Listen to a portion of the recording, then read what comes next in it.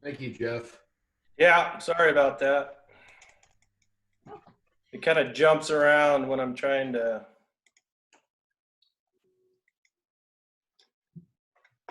How we doing, Jeff? Should I start, or you still have more people? I got 21 people, so board members, you are unmuted, but once you mute, I'll have to unmute you. So if you do have to mute because something's going on around you or it's echoing or something like that, just kind of give me a wave or raise your hand. It'd be best if you could stay unmuted.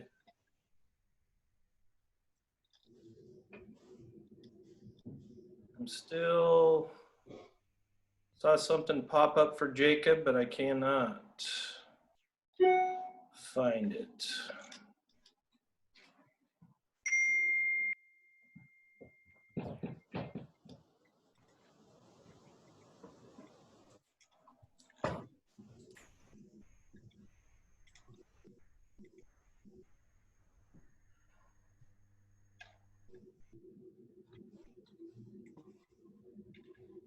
There it is. That should be the last one, Jacob. Okay, I'm gonna go ahead and start. Is that good? Yes. Okay. I'm gonna call the meeting to order and welcome everyone via Zoom. Going to start through the list. Is there, I didn't ask you this, any public recognition, Jeff? No, there is not. Okay. And is there a student representative report? There is not. Not, okay. And on the audience comments, we're just going to mention there's no audience comments at the Zoom meeting. So, And if anybody has questions, just let me know. oh yeah, talk to your superintendent later by text, email, or phone. And then for the approval of the agenda, I think were you going to put something up, Jeff, so we could show what the amendments, or we needed a motion to amend. Yeah, so you see that up there, our agenda for this evening. I'll scroll down to it. The original agenda had 6.1 and 6.2. I need 6.3 and 6.4 on the agenda this evening. And so I'm asking for approval of an agenda as amended. As amended. I'll take that motion if anyone can make it. I'll make a motion to approve the agenda as amended. Thanks. Do I hear a second? Second. Okay. And all in favor? Aye. Aye. Okay. No, it sounds like no opposed. Okay, on to 2.1 principals report. All right, so yeah, it's kind of like last time, and just bring the principals just so they can report on what's been going on at their schools and give you a chance to ask questions. I'm going to start with Mr. Pence this evening. I just unmuted him and asked him. There he is. Hello. Can you hear me? Yep, they can hear you. Hi, guys. So in the last few weeks, I've gotten a haircut, and Yeah. a few there. No, the last few weeks we've been continuing on with distance learning. We've been working on trying to finalize plans for graduation, which will be here before you know it. And we've been going through our lists of students and checking off, especially seniors, making sure they've met all the requirements for graduation. Like we started with 17 seniors that had some work to do between now and earning their diploma, and we're down to 6. So since the last time we met, students have been working on getting their grades up to passing and finishing up assignments and getting caught up on their work. And we're doing the same thing now that the guidance came out for 9 through 11, and really trying to focus and help students get their grades up to passing who were not passing at the time of the closure, so they can earn all the credits for the classes they were taking so they can keep progressing towards earning credits and being on track to graduate. I think Mr. Buchanan has a 9th grade on track meeting coming up. We're having usually weekly or bi-weekly staff meetings, checking in with staff, and then lots of Zoom meetings, individual Zoom meetings, trying to keep up with distance learning. Things have slowed down a little bit as far as engagement. We were having nearly about 100 families stop by at packet pickup, and now I think we're down to about 75. So we dropped off a little bit in packet pickup. We still have, as I've talking to a lot of the principals in our league, so Astoria, Seaside, Tillamook, Valley Catholic, we're talking to some of those high school principals, and they're all experiencing the same thing, and actually commenting that our engagement numbers are quite a bit higher. So during this time, we've had a lot of outreach towards those students who we have not heard from. So students who haven't checked in on Google Classroom or haven't been to packet pickup. Mr. Sagander reached out and helped us to where teachers can make phone calls from their laptops and their devices if they don't feel comfortable using their own personal cell phones to call these students and families, reaching out to parents and checking in and just trying to make sure that families have everything they need to continue with the distance learning. Some of the guidance was if students were passing at the time of the closure, essentially they've earned a pass or they've earned that credit. And so I think some students have figured that out, that they are going to get the credit. And so they're not doing as much work, and we're trying to focus on engagement is more important than the grades. It's about learning and continuing on, being prepared for future years of high school. So trying to find that balance of keeping kids going, keeping them engaged, trying to provide activities, but also understanding that some kids are having a difficult time at home and struggling to keep up with different obstacles in their way. We had teacher appreciation last week, and it was kind of a bittersweet week. We tried to recognize them and send out some nice things to staff, but without being in person, we punted a lot of that recognition activities that we usually do till the fall, where we can all be together and recognize our staff. The Parents Club did a great job putting together a nice kind of care package for the staff. We really appreciate what they did to help out. So thank you to our Parents Club, who's been really supportive during this time. Any questions for the high school? I have a clarifying. You said the packet has pickup has dropped off. Is that indicative of anything in particular? Are you saying that that's a drop off engagement net, or is that just switching to electronic, or do you have any idea? Will, we actually saw, even when we rolled out the electronic, we saw an increase in students who went to packet pickup wanting that paper in their hands and having the accessibility where they didn't have to print off some of the things.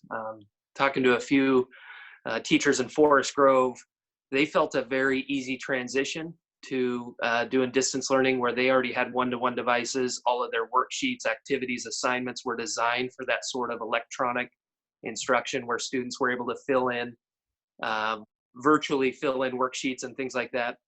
And we're kind of the opposite, where all of our materials, or I shouldn't say all, but most of our materials that teachers have developed are for in-person paper and pencil. And so converting that to some sort of activity or worksheet that kids could fill out from a device and submit electronically, not all of our teachers were there. And so a lot of students were accessing the packet pickup because they could have the paper version, and then just easier for them to turn that in rather than trying to print, do the work, and then scan it back to the teacher.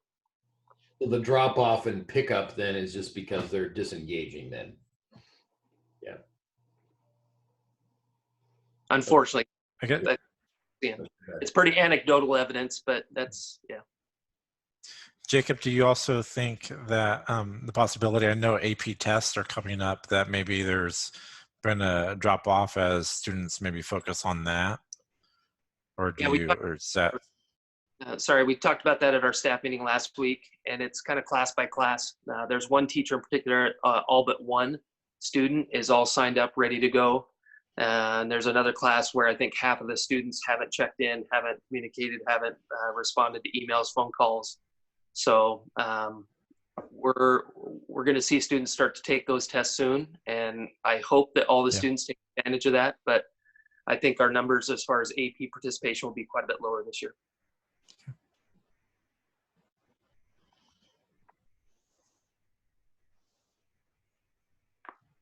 Anybody? Want to thank all our classified staff. They've been great, coming in a lot, helped clean out all the students' lockers. So we're set as far as getting the building clean and getting that set for Sodexo to come in and do some of their summer cleaning and things like that. So lockers are cleaned out. We're working on getting belongings back to families. And then here in the next few weeks, we'll be putting together a system to collect back all the textbooks as students start to finish using those, or any school-owned materials that they have out at their house that they're using during distance learning, that we can collect that back before the end of the school year. We know it's going to be, we got to be flexible. There's going to be some difficulties getting all that stuff back without seeing the students at school each day. So we're going to be try to be really flexible in how we do that, and just lots of phone calls and conversations and trying to track that stuff down probably into the fall.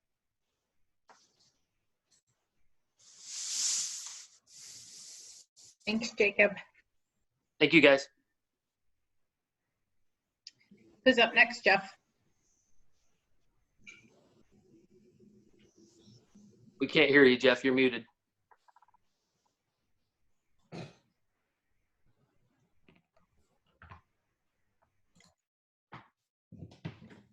right, we should have Miss Wade Larkin next. All right, can you hear me? Yep. Okay.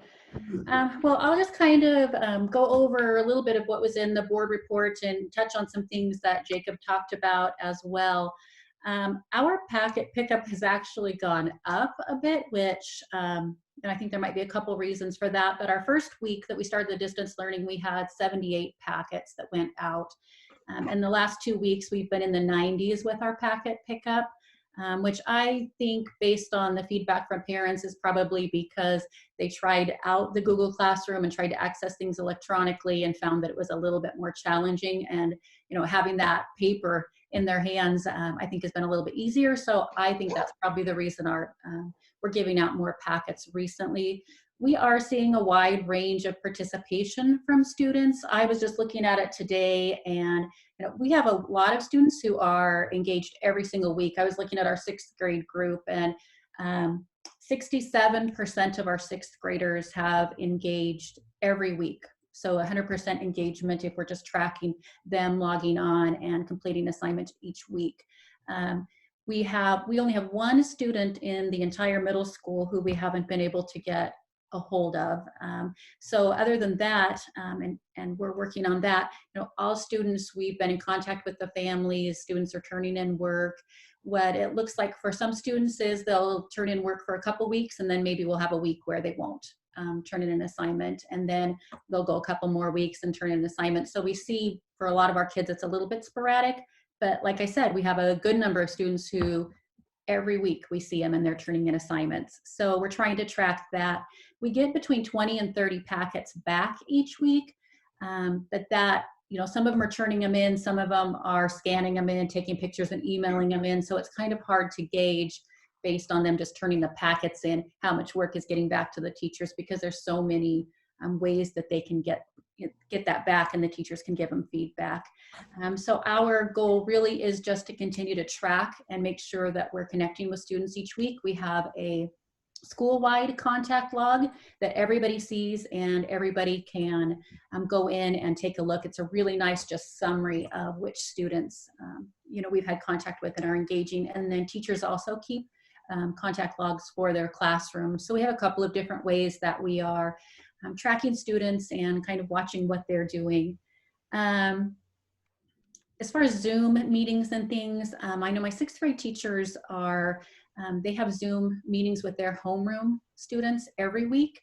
And then our math teachers, Mrs. Thomas and Mrs. Clark, they are having Zoom meetings, help sessions with all of their math classes every week. So for instance, Mrs. Clark teaches four different math classes, and so she has 4 different math help sessions each week. And we don't have a really high number of students who are participating in that. Usually it's a handful of students who are logging on to the math help sessions, but they are available. And she's advertising that and always available for anybody who wants to log on to those. So we're trying to get that feedback to students, trying to hold some Zoom meetings, really trying to track where students are at. It's interesting because I've been at the packet distribution each week since we started, and I would say that the excitement for picking up the work has dropped off a bit from parents, and we are hearing a lot more. I feel like hearing a lot more that they're feeling tired, and it's a lot. And what I have, talked with parents about when they stop by and say, it's a lot and we're feeling tired, and I just say, do what you can. Do what you can, get done what you can. Reach out to the teachers if you need help with things, reach out to myself, and we're here to support you. Do as much as you can with your students at home. So really just trying to be a support to those families, I think, is really big right for us. One of the big questions that has come up is 8th grade promotion. And I have been trying to communicate this out. I know there have been some questions about it, but I have communicated out that we will have something to celebrate the 8th graders. We won't have a normal promotion, but we have the luxury that I know Jacob doesn't have with his seniors, that we will have them back next year. They'll be at the high school, but they'll be back. So I would like to do something once we get up and running next year to be able to have a celebration for those 8th graders and give out certificates and do the Boy and Girl of the Year and still be able to celebrate them. I do a weekly video, and I've been trying to push that message out in my video, as well as I sent an email out to all the parents, and so just trying to get that communication out there. Technology devices, we have given out quite a few technology devices. We're up to about 20. Anytime a student asks me for a device for their family, I've gotten them one. Some of them have said it's worked great, and some of them have said, they're back to the paper packet, but we want to make sure they have an opportunity to access all of the work electronically if they would like to do that. We did just clean out all the lockers in the school, and we had a locker pickup, which went really, I think, really smoothly. There are a couple of things that students are still saying they're missing, and so we're trying to look all over for that. But cleaning out 270 lockers and all the PE lockers, it was a big task, and the staff did a great job of just stepping in and helping with that. So we got that done. I feel like we're in a little bit of a groove now. It seemed like for so long things changed daily to where now I feel like we're kind of, kind of getting some traction and feeling comfortable with what we're doing. We finally kind of settled on a report card for the end of the year. So we'll be working on that a bit, and it'll just be a pass or incomplete based on their engagement for the rest of this school year during our distance learning. So we'll be communicating that out to parents. We're also working on schedule for next year, and we'll do that electronically, have students choose electives and things like that. So we have a lot of things going on, and the staff is working really, really hard. And the students, I think, are doing their best, and I know that this is hard for them too. So we're just trying to be supportive and be there for our families and our students in all different aspects. So I think that is all I have. Questions for me about the middle school?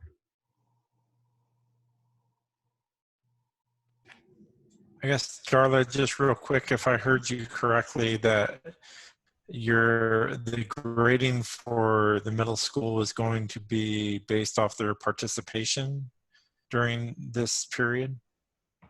That is Did I correct. hear that right?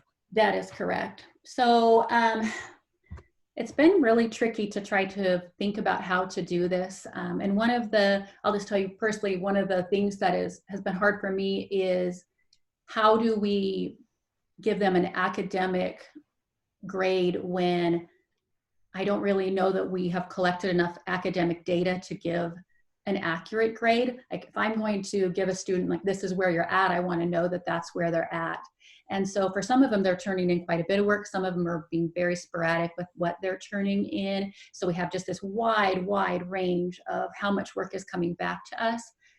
Our big goal, I think, is really just to have them doing something. And so we just want to, be able to show that they did do something, they did do work, they did engage in the distance learning, and that's what we will base it on. Yeah. And I guess, Jeff, this is a question for you. Since the message from the state has been solely, from what I understand, based off of high school seniors and then 9th through 11th, has there been communication? I mean, I guess to middle school parents, because I guess what I'm thinking is that if the message has been so much focused on, 9 through 12, that some parents may not be aware that, hey, you actually do have to participate in your classes. School's still in session to get that, grade. As Jacob had mentioned that, the words got out that, hey, maybe if I had a passing grade, then I don't have to necessarily put in the effort. I guess I worry a little bit about that, and I don't know if that's just me or if that's a concern. I don't know, Jeff. I can take this too, unless you want to. There is K-8 guidance that Okay. has been communicated to parents. Jeff sent out a letter to parents, and then we've also been talking about it as well.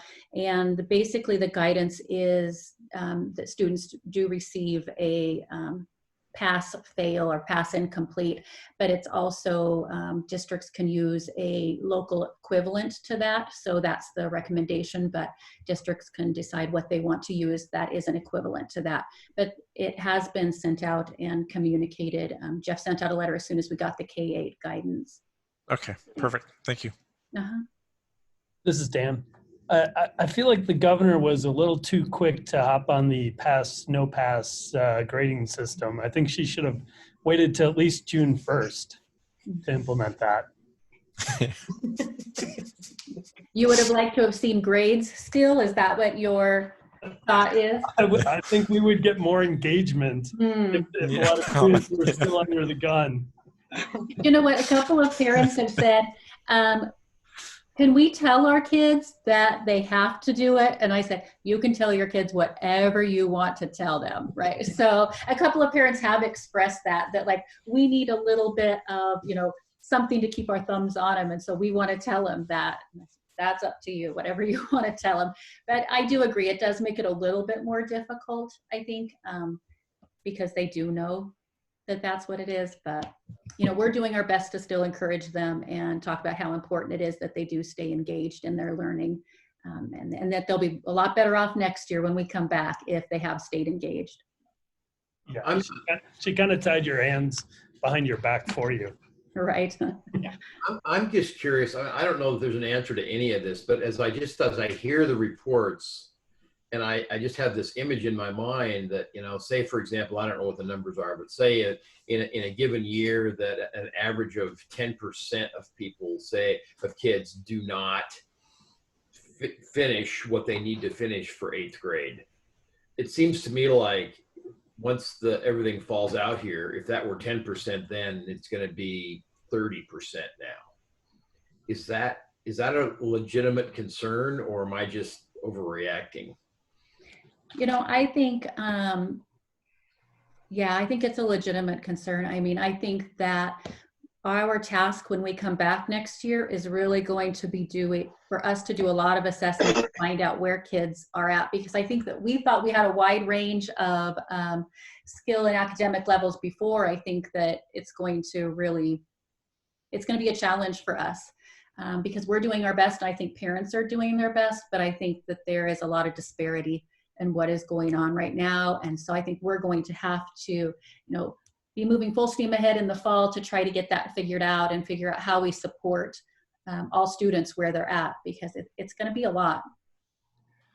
And I'm also hoping, because this will be a challenge for us in every other district and throughout the United States and everywhere else, but I'm hoping that, whatever happens in the fall and however we open up and whatever we're doing, there's an end in sight for the students to go back to school.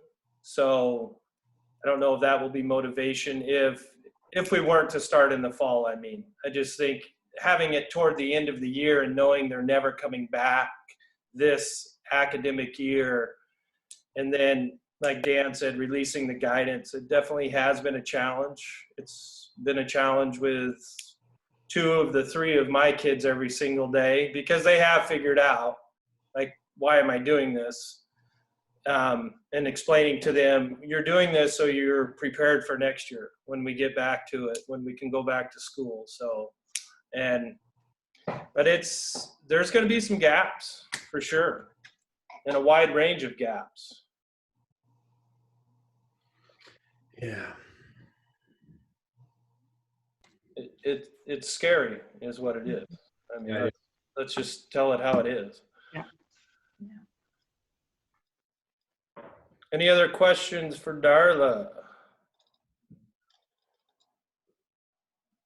All right, I'm gonna Thank you. Thanks, Darla. click down to Marjorie here.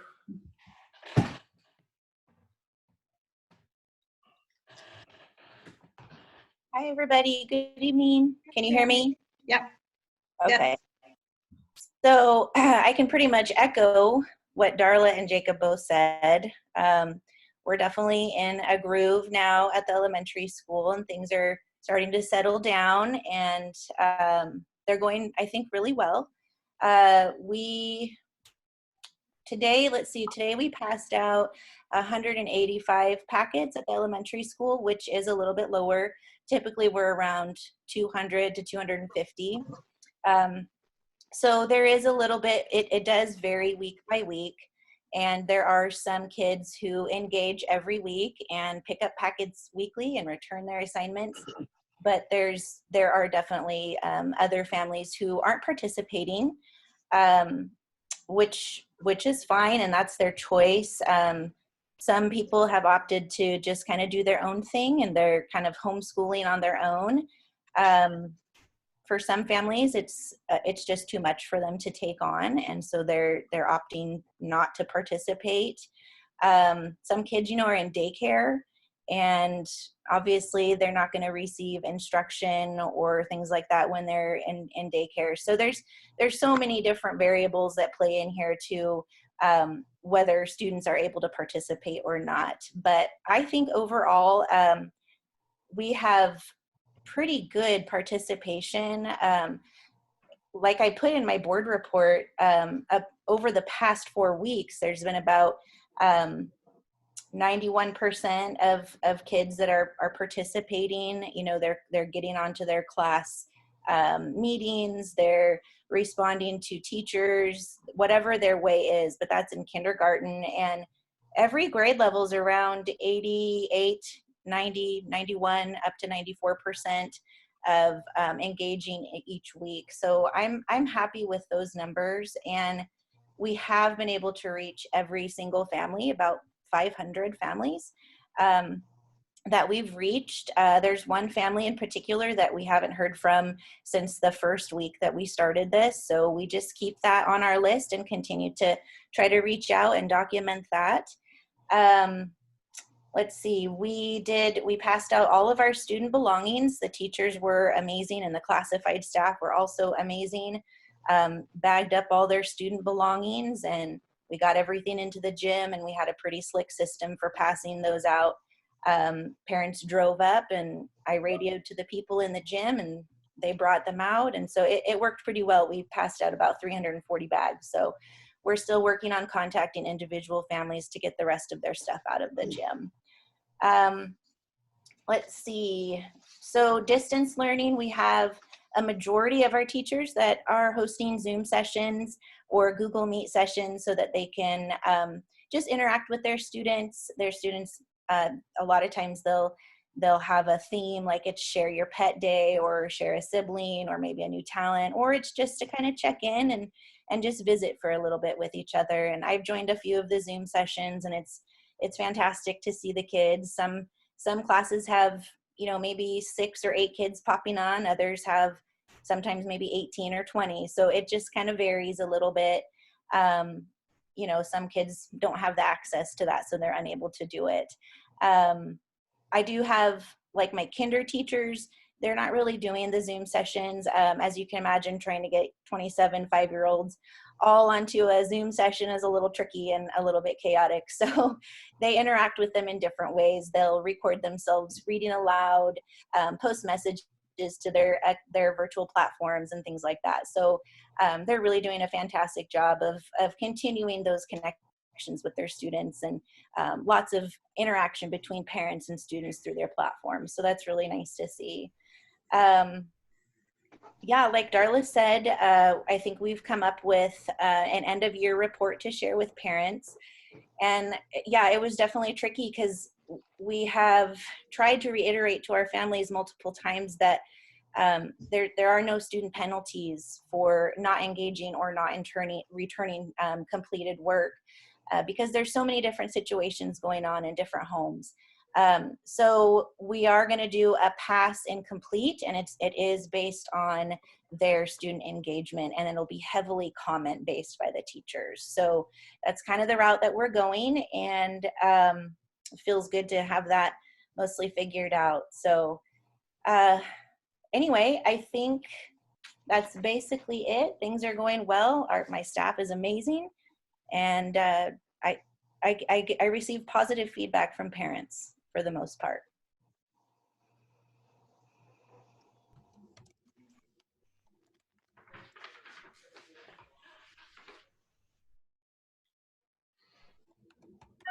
Any board member questions or comments? Marjorie?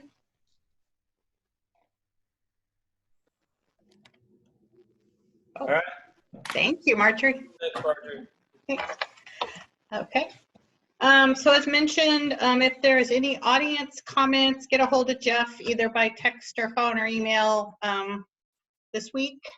We're not going to do any at the formal board meeting. So consent agenda 4.0, take a motion to approve the consent agenda.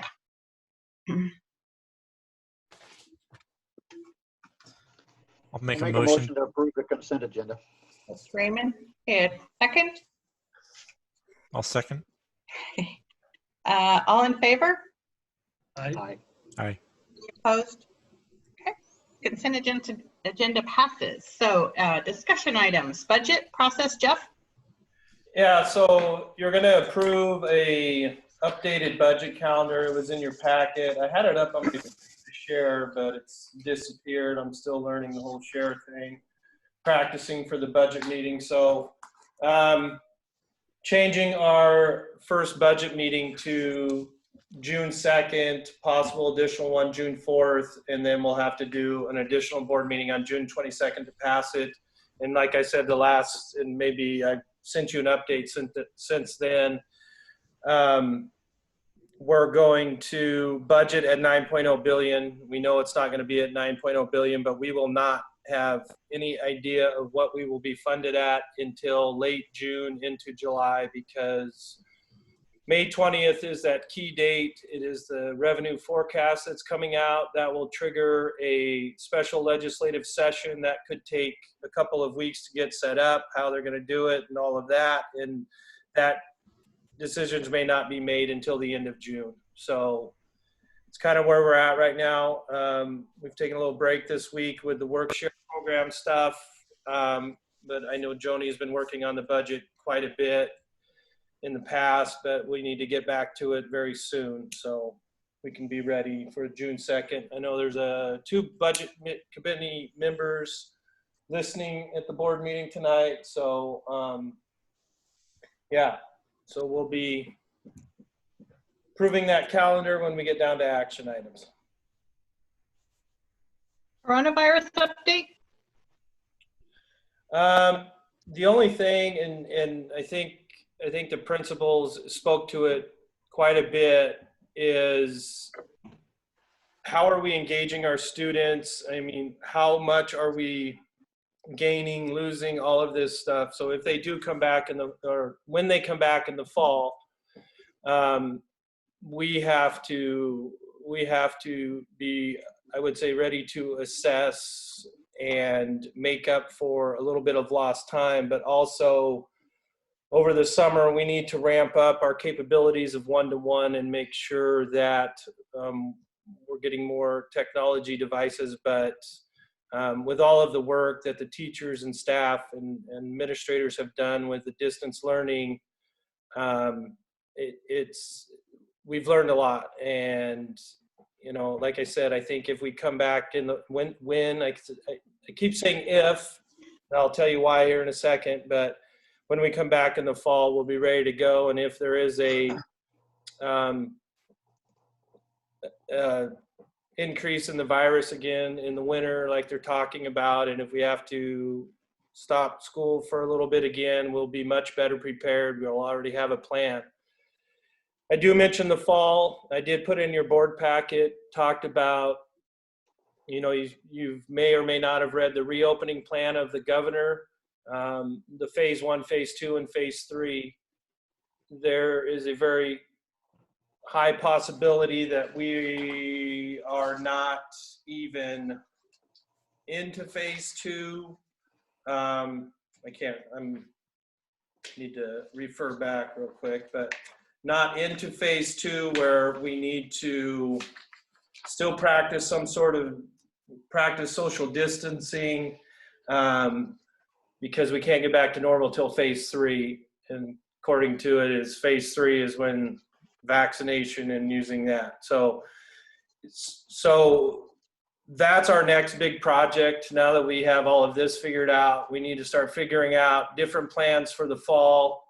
A plan A, everybody's back. No social distancing. A plan B, we can have more groups here, but it can't be over a certain amount. That'll make school look a lot different. Eliminate stuff like cafeterias and recess and things like that. Do you have 2 waves come in? And so we need to have multiple plans ready for the fall. And the other districts in the state, as I said on my superintendent's meeting, we're just starting to have discussions around that. So now that we're getting good at the distance learning and settled into a groove, now we have to start planning for next year, scheduling, and having multiple plans in place for different scenarios depending on where the coronavirus is at. So any comments or questions? I forgot to ask that about the budget process. So anything board members have for 5.1 or 5.2 for Jeff?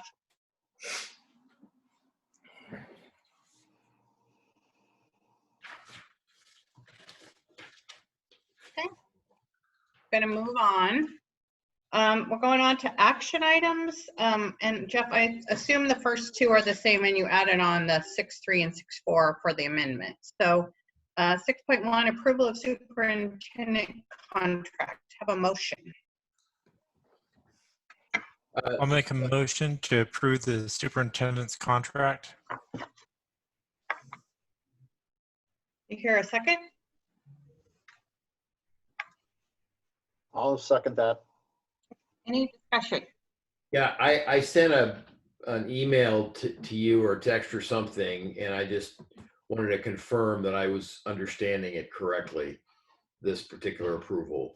Did you happen to look at that? I did. So this is the addition of a 3rd year. I understand that, but this is not. My question to you was: is this just activating a 3rd year under the same contract, or is this changing the contract so that it's a continuous 3-year rolling? So, Go ahead. Will, to answer that, it adds a year to this current contract. So it is a rolling 3-year, but you'd have to do the same thing next year. Right. To continue that. So yes, it is considered a rolling 3 years.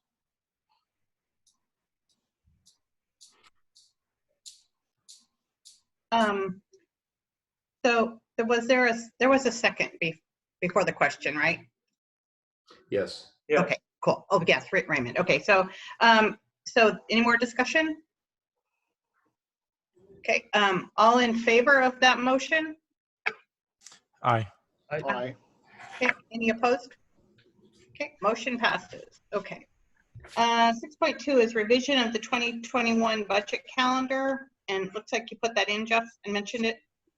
Yeah, it's in your packet. I was going to share it, but I just need an approval to revise that. The motion? Yep, I'll look at it.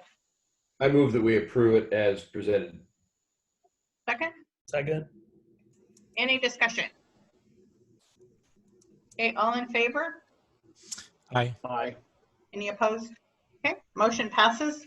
Okay, so I'm not sure anymore if 6.3 is the work share or the resolution 1, Jeff? I don't have it. The 6 point, you don't have, It's on the new agenda, but Okay. Yeah, 6.3. Let me share it up real quick. I have this part up. So 6.3 is the approval of a work share program for Bank School District employees. And so I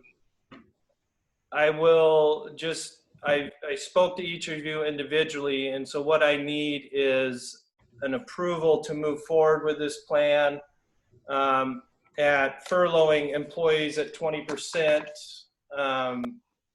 Moving forward, that includes all employees. I've been working with the unions, and I do want to thank the union leadership. They've been very helpful in trying to get this through very quickly in order to take advantage of this plan, looking at saving approximately $120,000. Multiple school districts are doing it throughout our region, throughout the state. And everybody's been working hard. I want to thank Joni and Marlo for the hard work. We've gotten all the paperwork ready to send out. First thing I need is board approval to move forward with this. And yeah, if I think I spoke to each of you and answered any questions you may have had, but if I can get a motion, if we can get to discussion, I can take questions before we take a vote if you would like me to move forward with this. I will tell you that we're very close to getting an MOU with the unions, and I have communication ready for the parents to send out once the union votes yes or no on this, because our first furlough day would be Friday. And I'm already moving forward with furlough days, if approved by the board, with our non-staff. Okay, I will take a motion to approve. It's off the screen again, Jeff, so sorry. So is move forward with the work share plan. Is that the motion? Approval of work share plan program for Bank School District employees, 6.3. I'll make a motion. We approve Yeah. 6.3, the approval for the work share program for banks. Okay, second? Second?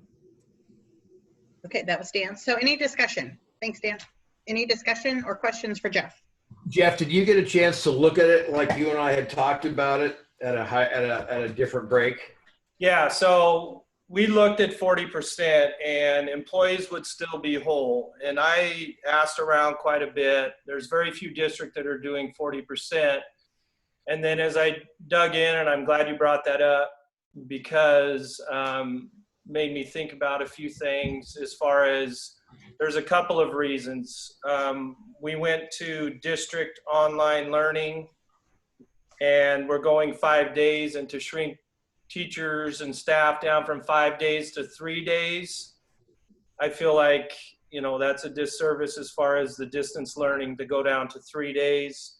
The really big issue is we are still conducting IEP meetings and doing individual lessons with our SPED students.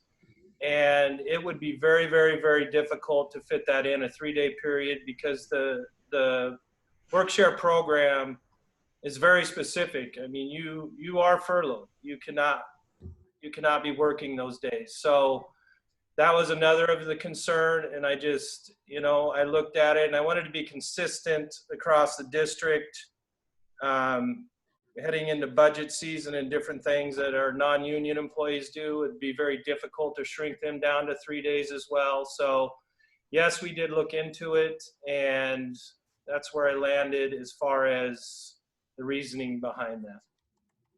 So just to summarize, to make sure I understand, basically financially it works, but we can't run the district at that lower staffing level. Yeah, the amount of work we've done for the distance learning, I think it also sends the wrong message if we were to shrink down to 3 days a week. We're already having issues with engagement. So yes, I mean, financially, yes, it could have worked, but this is already a big ask to ask people to basically, you know, have the same amount of student engagement with distance learning and getting the work done by cutting 20%. So.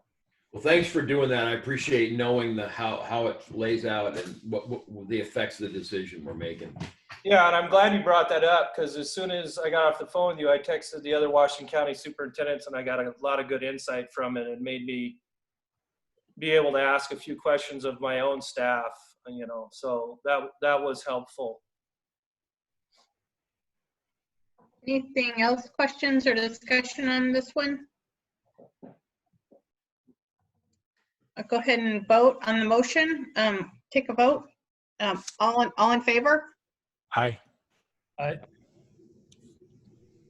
Will's got his hand up. Okay. Any opposed? Okay, motion passes. Then the last one is, I don't know if we need to, if we could put it back up, Jeff, so we could see what the motion is for 6.4. All right, so I shared this document with you. I've explained it to you. I am looking for approval of resolution 19-2002. It was shared with you as resolution 1, but it needs to be named 1920 for the year, and this is our second resolution. First resolution was something else, but the indemnification of district employees, and I'm looking for a motion and approval for this. I move that we approve the resolution as proposed. Second? Second. Okay, I'm not gonna do any, so all in favor? Aye. Any opposed? Okay, perfect, thank you. Okay, that's our action items. Go Jeff, 7.1. So as far as my superintendent comments, I'd just like to, I just wanted to add an update. Last week, so from May 4th to May 8th, we served 1,196 meals at Banks Elementary School. And we delivered 167 meals at the 2 bus stops. So, you know, do the math on that, and you're looking at almost 1,300 lunches. That has increased a bunch from the beginning. I think word's getting out. Well, word is out, and that made me feel really good when I see those numbers and they're that high. So, and I didn't get a chance to, but when, you know, as far as the contract, I just want to thank the board for their support. I like it here. I'm committed to here, and it's been a great place to work. It's been a great first 5 years, and I look for many, many years more. So I just wanted to thank you on that. And I think I talked about some of our challenges ahead. It's been a long 4 or 5 days trying to get this work share program figured out and to where employees are comfortable enough to be moving forward with that. So we'll continue that work tomorrow. And, you know, keep nickel and diming everything we can and save everything we can until the end of this school year, and hope for the best. Any questions or comments for Jeff?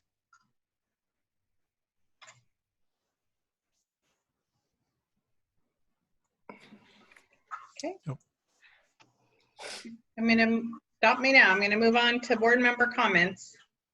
Okay. Raymond? Just want to say it's a crazy year and thank every employee at Banks High School, at Banks School District, because it has got to be the strangest year for trying to educate. Thank you for all you're doing. Thanks, Raymond. Ron?